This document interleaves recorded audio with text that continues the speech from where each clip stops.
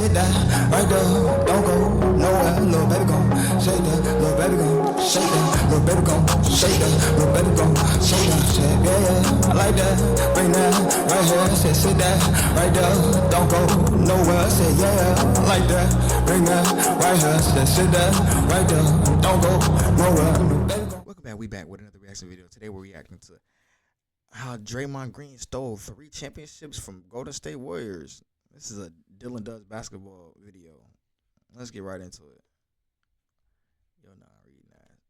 Draymond Green is, no exaggeration, the dirtiest player in NBA history by far. Well, Draymond has got Gobert in a chokehold. Draymond himself admitted that punching Jordan Poole in the face might have costed the Warriors a championship. What's going on with him? I don't know.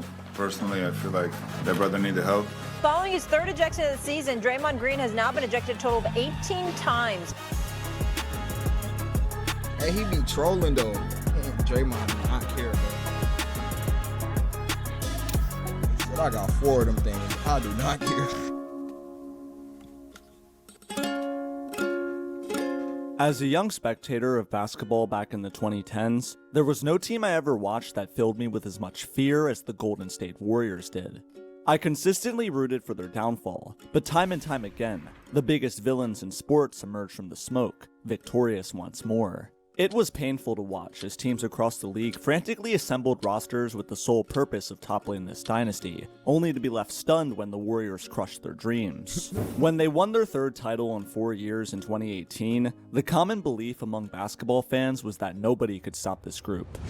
We could have never guessed that the biggest threat to this juggernaut wasn't on the outside, but from within. We should have noticed the warning signs, how, year after year, he led the league in technical fouls, the constant temper tantrums on court, the heated fights with opposing players, the insane confrontations with his coaching staff. All of it was ignored because his team just kept winning. But you can't win forever in the NBA. That's why once the Warriors stopped ruling the league with an iron fist, more and more fans began noticing that Draymond Green's erratic behavior was a potential detriment to the team's long-term success. Then, this questioning turned into a harsh reality when Draymond did the unthinkable. Everyone remembers the shock when a leaked video was released showing Green brutally punching teammate Jordan Poole at team practice in late 2022. It was a shocking event. The veteran that should have been mentoring and helping his teammate develop had betrayed. Nigga about to get hit with a 1-punch man. His trust. The Warriors, who had won it all just a few months prior, never again reached their championship peak following this moment. As a result, many view this event as the punch that ended a dynasty, and they'd be right to think this. But Draymond didn't just kill the Warriors' championship hopes in late 2022. He also killed 2 other versions of the team, sinking their chances at success with his selfish and short-sighted actions. In a way, the downfall of 3 of the greatest teams in Golden State's history can all be largely attributed to Mr. Green himself. This is how Draymond Green stole 3 championships from the Warriors. Everyone remembers the Jordan Poole disaster, but few talk about the various nightmares Draymond put the Warriors franchise through long before they evolved into a famous dynasty. Since his high school days, Draymond was always known for his fiery competitive spirit and overwhelming confidence. The man literally got a technical foul on his first ever NBA basket. Draymond Green, his first NBA basket, and it's a 3, and he gets a tossing technical after he makes the shot.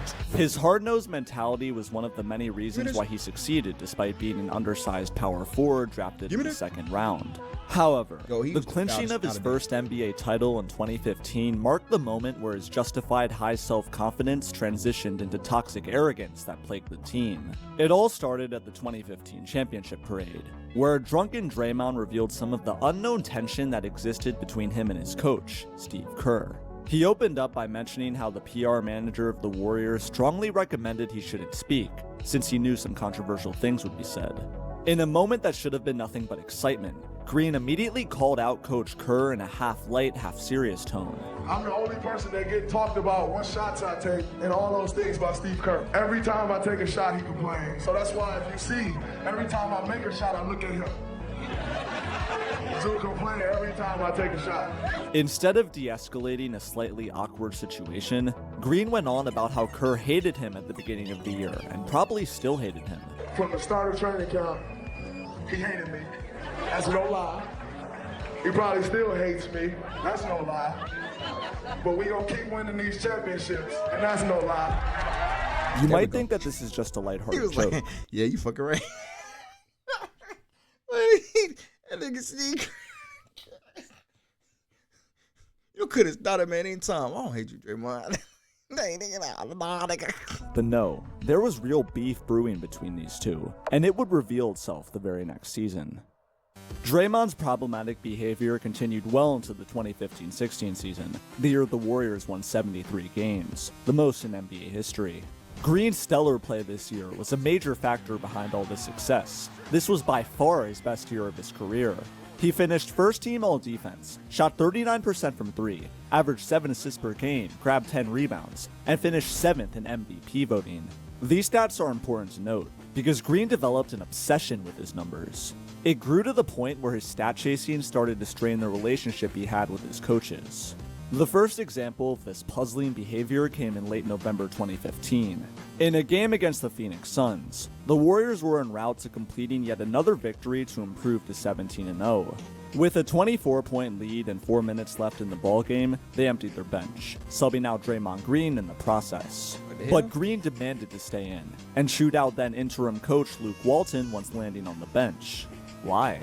He was 1 rebound away from a triple-double. Come on, man. 25 seconds later, he was back in the game, quickly got his coveted rebound to secure the triple-double, intentionally fouled Devin Booker, and exited gleefully to the bench. So Draymond does get that triple-double, Jim. This was just one of the many examples of Green's me-first mentality that we got to see live on TV.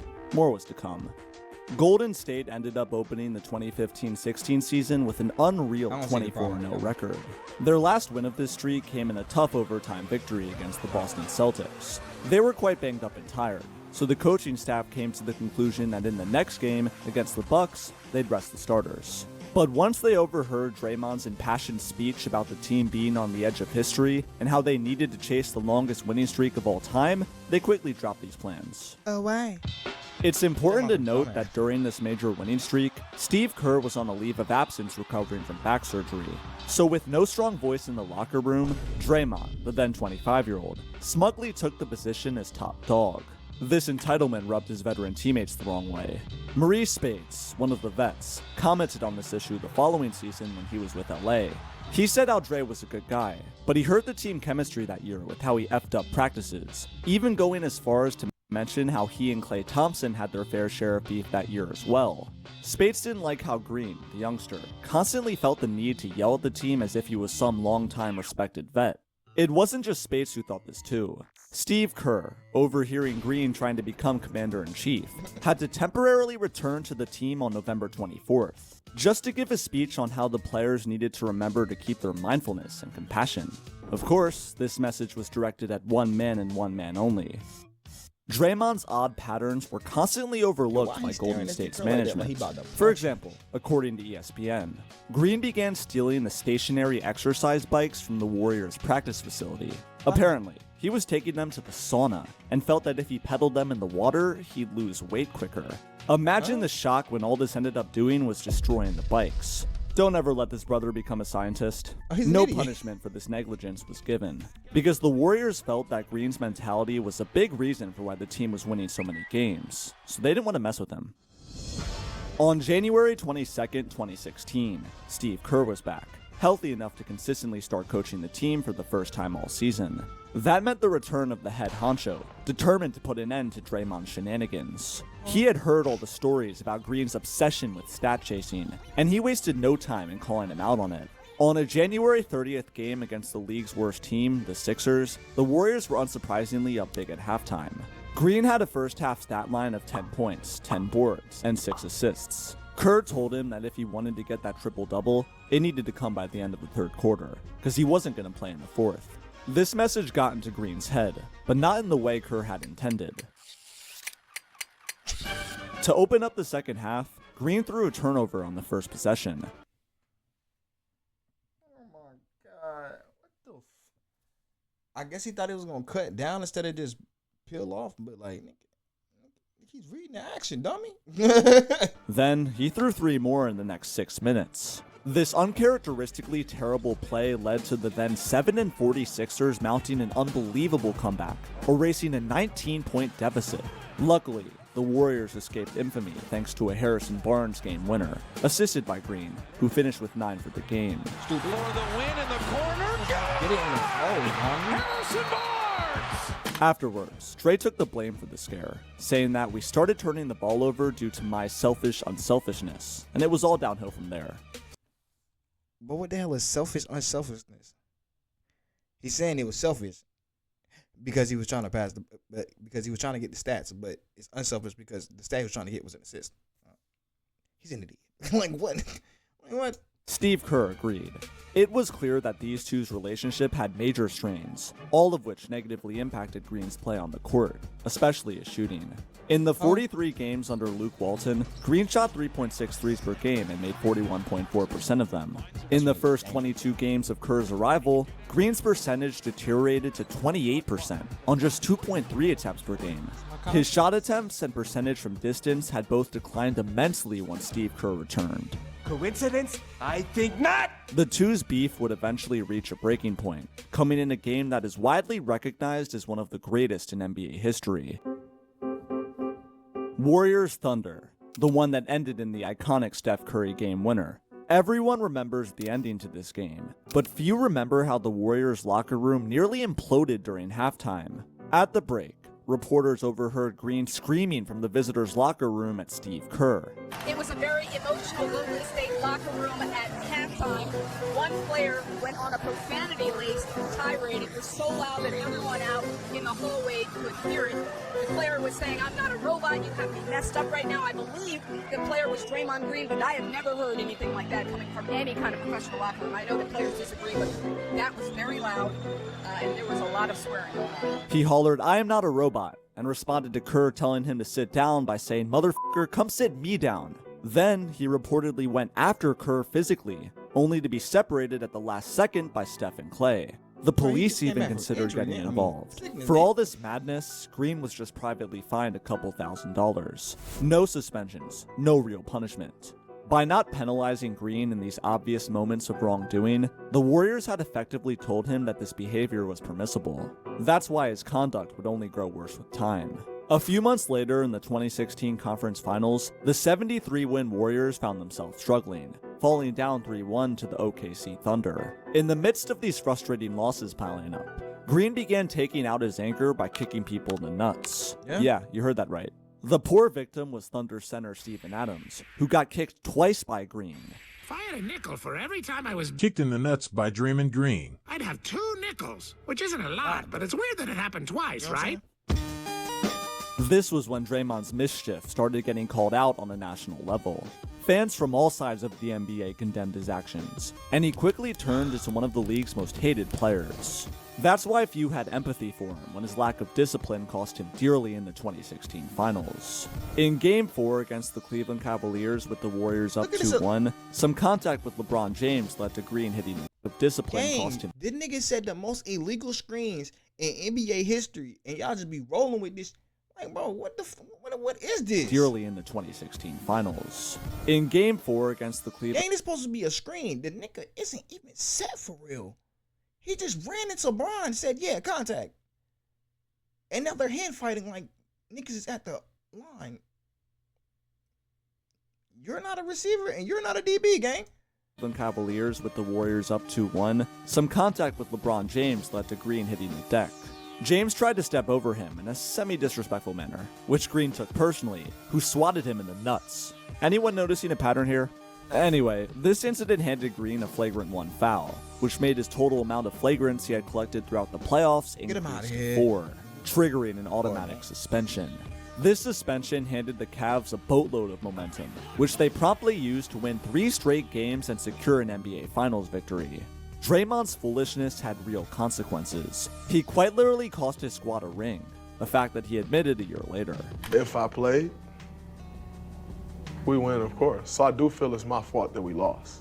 You feel it's your fault? Absolutely my fault. but I don't feel wrong for what I did at all. This is the first championship that Draymond Green stole from the Warriors, fueled by his selfish actions. But instead of learning from this mistake and growing, Green continued down the path of recklessness. All in the year of 2016, he had slapped a heckler at the bar and wasn't allowed to leave jail until he was fully sober. He had posted a video on his socials of him driving 118 miles per hour on the highway, and he had accidentally posted a pic of his thing to his public Snapchat. Damn, bruh. Can you chill out for a second? Moving away from that, after the disappointing end to the 2016 finals, the Warriors brought in Kevin Durant just a few weeks later in free agency, creating the greatest team ever assembled. Winning followed. 2 years, 2 championships. What could possibly go wrong? Well, during this incredibly successful run, Draymond inexplicably began resenting KD. From 2016 to 2018, the relationship between Durant and Green had seemed to be just a normal competitive one between two stars. They had their fair share of spats on the court here and there, but none of it amounted to any sort of real drama. However, things reached a boiling point in KD's third season with Golden State. Hanging over the Warriors' head this season was Durant's impending free agency plans. His contract was set to expire in the summer of 2019, opening the door for him to leave. Of course, the media was all over this, and theorized about what the superstar would do ad nauseum. Green, overhearing all the commotion, and thinking KD was doing nothing to quell the rumors, took this personally. In a late November 2018 game against the Clippers, all hell broke loose. It started when, with just 10 seconds left, Draymond snatched an offensive rebound that KD tried to get. He then dribbled the ball down the length of the court, seemingly oblivious to Durant's desperate calls for the pass. In the end, Green stumbled and lost control, turning the ball over as time expired. This prompted Durant to yell at him to pass the effing ball. As a response, Green unloaded a devastating series of insults that crushed Durant's soul. First, he told Durant that he needed to know who he was talking to. He then went on about how he had won a... This how I knew KD was gonna leave, bro. A nigga ever popping off at the mouth for you, bro, and the other nigga like, alright, yo, alright. He not staying, and you might get punched though. Nigga might shut that shit. Like, bro, what? Bro, what was you talking to like that, bro? Just cause I'm quiet don't mean nothing. Ring long before KD arrived. He said that the Warriors didn't need him, called him a bitch several times, and that he should get the hell out of town and go sign somewhere else, since he already has one foot out the door anyway. It was a stunning rant that caught KD completely off guard. After the game, the bickering continued. Green went on in the locker room about how Durant keeping his options open in free agency had consumed the Warriors season with talks of what KD would do next. That night, Steve Kerr and head general manager Bob Myers met with Green and told him to apologize. Green, who doesn't like being told what to do by anyone, refused. So he was suspended for a game. Draymond's first public statement after the fact... That nigga would have got suspended for 25 games, bro. I'm not playing with you, bro. We employ you, nigga. I'm not a robot. Well, your unrobotic body guy gonna be sitting at the crib. Was long-winded, essentially boiling down to how his emotions got too hot and he was in the wrong. He also said that he was okay with wherever KD decided to go in free agency, and that nobody was going to beat the Warriors anyway. It was the closest thing to an apology that we got. Golden State still won many games in the 2018-19 season, but the relationship between KD and Draymond was permanently fractured. The Warriors made the finals and lost primarily due to an injury to KD among other players, and once free agency hit, Durant bolted to Brooklyn. Why? Well, perhaps the biggest reason he left Golden State was because 1, he felt like an outsider, and 2, the fight with Green. When asked about this, Draymond completely disagreed, saying that if it was true that KD wanted to leave because of him, the Warriors would have shipped out Green in a second. Around 2 years later, the two met for a relaxed podcast where KD said he left the Warriors not only because of the fight, but because of how the Warriors management reacted to it. Durant felt like they brushed the whole incident under the rug and tried to act like it didn't happen. Green felt that the media and management made the fight bigger than it should have been, once again avoiding accountability. Just imagine for a second if Green never spouted the destructive words to KD he did on that night. If Durant had stayed, Golden State would have easily... You know what? Thank you, Draymond. Like, bro, if KD would have stayed, nigga, the NBA would have sucked. You did great, man. I ain't want to watch the Dynasty no more, for real, for real. Easily remained a strong contender for years to come. Good job, Instead, they had to completely overhaul their supporting cast once he left. Therefore, this is the second championship that Draymond Green stole from the Warriors, caused directly by his loudmouth. Outside of mistreating his coaches and teammates, Green's play on the court was still quite productive. However, over the years from 2016 onward, his offense took a sharp decline. His three-point shooting regressed from above average to below average, to the point where most teams started leaving him open on the perimeter in hopes he'd shoot it. The guy was still elite on defense and was the heartbeat of the Warriors. But to put it simply, he was writing checks that Steph Curry had to cash. Any of you people that got a problem with me, come kill my uncle about it. People. This became a reality. What is that clip? Hey, yo.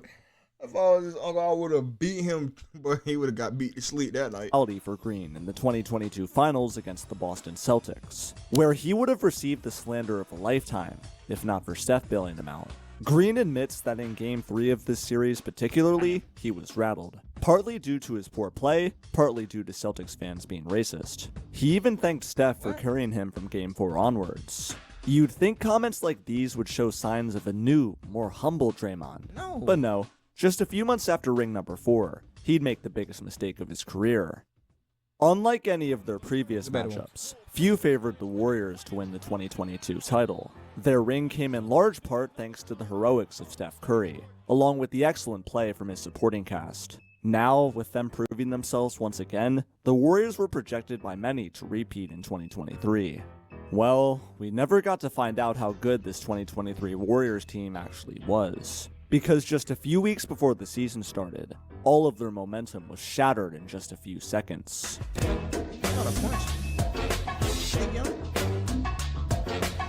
On October 5th, 2022, it was reported that Draymond Green had punched his teammate Jordan Poole at practice. Poole was a young and upcoming guard who had played a vital role in the Warriors' title run, and was viewed as one of the team's most important pieces. Apparently, the two had been jawing at practice, a normal occurrence followed by a not-so-normal reaction.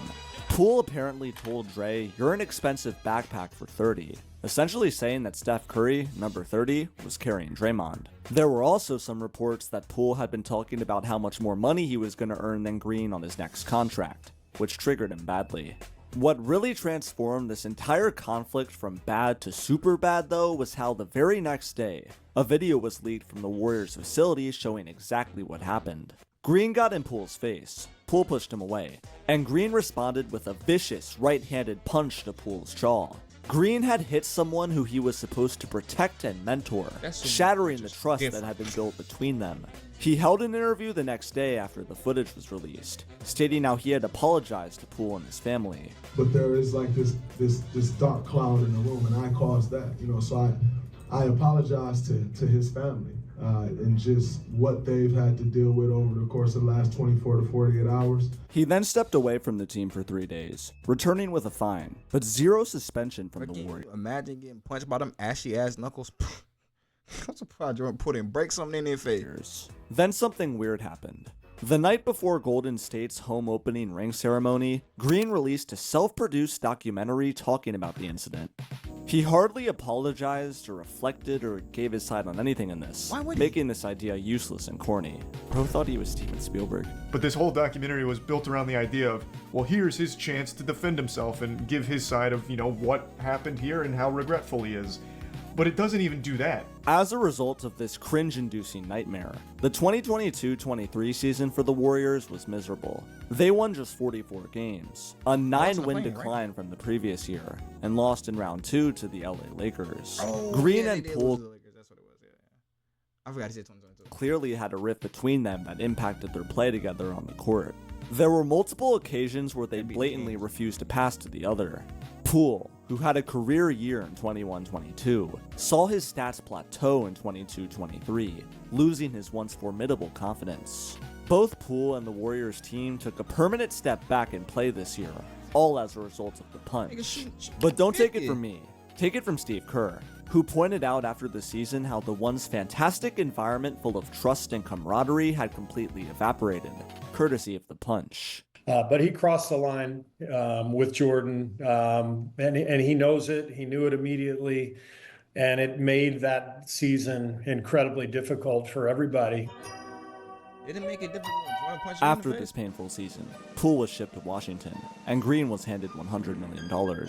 Boy, you sure showed him his boss, didn't you, Warriors? Well, this check allowed Draymond to let loose. Soon thereafter, he spoke on his podcast about how Poole had said some things that, as a man, you just can't say.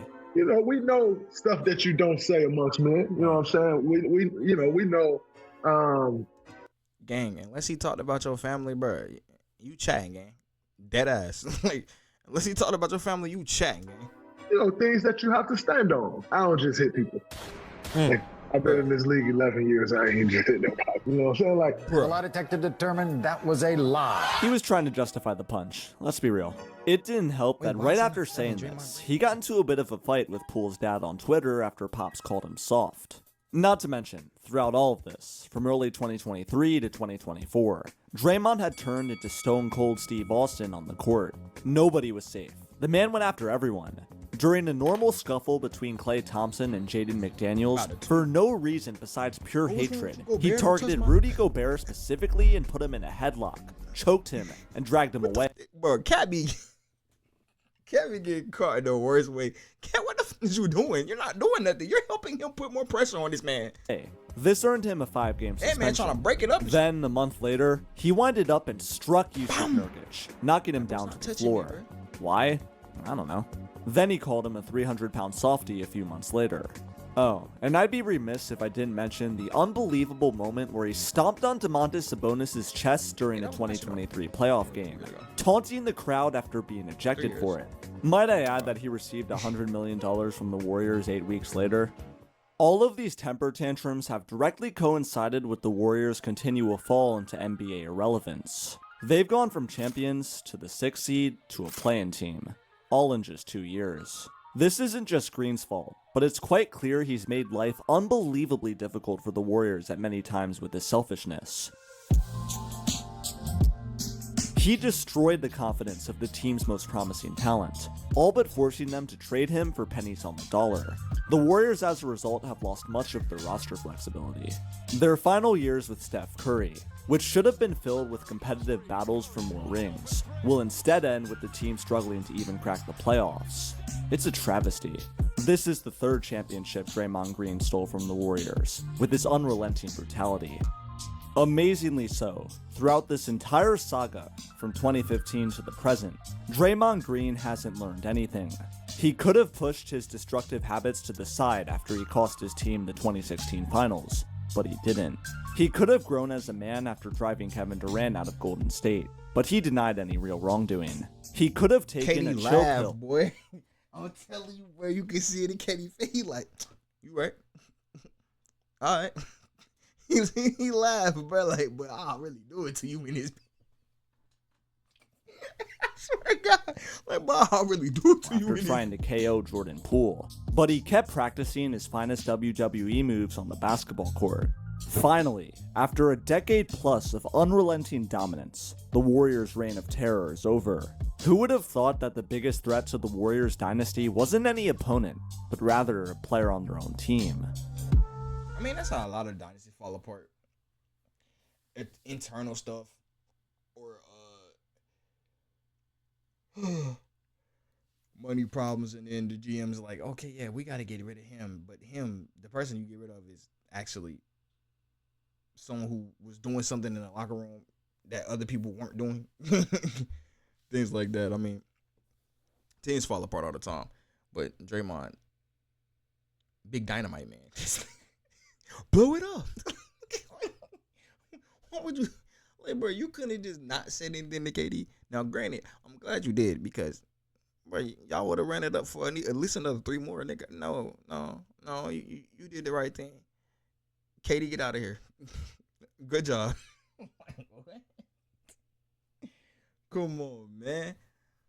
2016, bro. I ain't gonna lie, bro.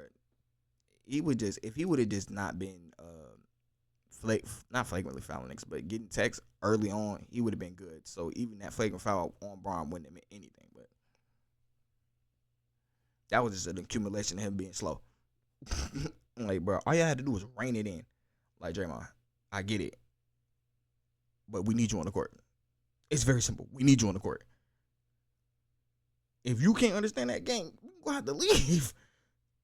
But yeah, that's it.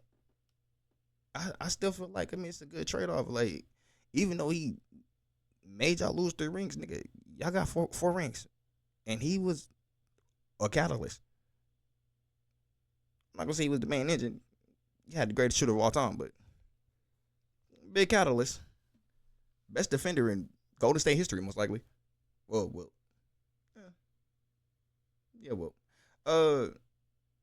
Man, that's the end of the video. Make sure y'all like, comment, subscribe. Say your thoughts in the comment section below. Hit the notification bell so you can stay up to date when I drop videos on this channel.